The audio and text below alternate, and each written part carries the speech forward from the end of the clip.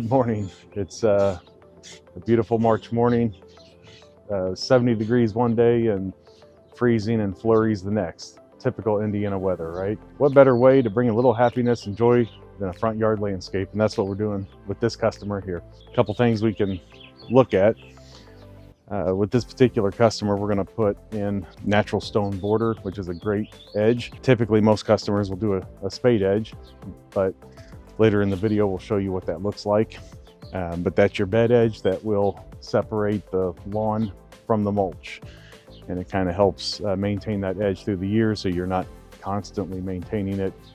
Natural spade edges do need to be maintained yearly. And so that's the downside. Natural stone is a great way to border your beds. You can install them with a natural grade and slope of the ground, and it continues to look good. If it's a manufactured stone of some kind, typically those borders will move on you with the freeze-thaw cycles in Indiana, and they don't look so good. Whereas natural stone can move around and it maintains that natural look and continues to look good through the years. Rip out his existing landscape. We've got some shrub roses and an existing crab tree here, evergreen that's overgrown and kind of encroaching on the sidewalk. And so all this landscape's gonna come out. We're gonna put in some new landscape. And downside this time of year is when we bring the plants out, the homeowner's gonna see a lot of woody tissue and there's no foliage on the plants. But the exciting thing is watching that landscape come to life in the springtime as it starts to flush out and the buds and the leaves and the flowers and all that start to come out. So that's fun to kind of watch your landscape come to life. We wanted to remove this tree. It's not doing so well, so that's one thing. When I come out to consult, I take a look at the existing landscape. If there is an existing plant that's worthy of being a part of the new landscape design, then we keep it there. But if it's one that's not doing so well, we always recommend removing and starting fresh.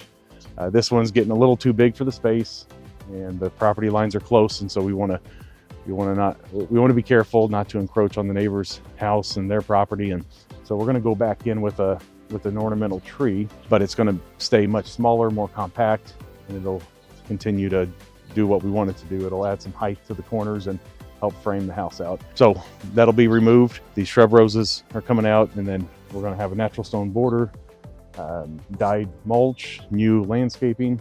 The front of the house does face north, and so we've got to always be aware of that. That's going to obviously create a lot of shade up close to the house, and with that we need to be careful about what plants we choose for that location. So landscapes, it's important with any design that we include landscaping that will give the homeowner enjoyment throughout all seasons, including the winter season. We want evergreens in there. We want spring flowers and summer flowers, and we want that landscape to be fun and exciting for the homeowner throughout all seasons. Every home we deal with downspouts. That's one thing we want to always address in every landscape bed. And you can see the downspout on the corner of the house. And we do have a landscape bed that's going to wrap around that corner. And we don't want that water, the runoff water from the roof, to continue to erode out the landscape bed and put all the hard work and labor into landscape only for it to wash out with the water. So what we do is typically bury a 4-inch corrugated pipe, and we put it under the ground and put a pop-up emitter and extend it to the outside of the bed so we won't have any erosion. Here's our guy showing up now.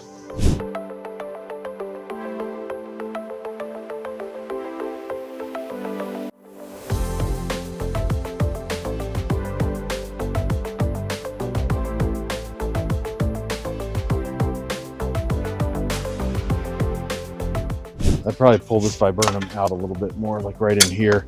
And it's okay to offset it from that one. So I'd keep that one back there. I'd pull this one up here just to get it out away from that panel a little bit more. Then we got some hosta going in here. Make sure you work in. So yeah, we've got the edge going here. The stone will set to the outside of that painted line and then follow this curve here. And then we'll take it around the corner of the house here. So again, you can see where it's at in relation to your fence. So we're not over the property line. Right. We actually extended this bed out just a little bit more than what we had in the print, which is fine. We wanted to increase the size a little bit here just to allow us to allow us a little bit more bed to wrap around this clean out here that you have on the side of the house. We figured you wouldn't want to weed eat around that, so we wanted to. The more that's inside, the less I have to know outside. Exactly. Yeah. And later, I mean, you can always change up your beds as phase 2 down the road, and take landscaping around your AC unit and all that too, eventually. But we do have the downspouts here.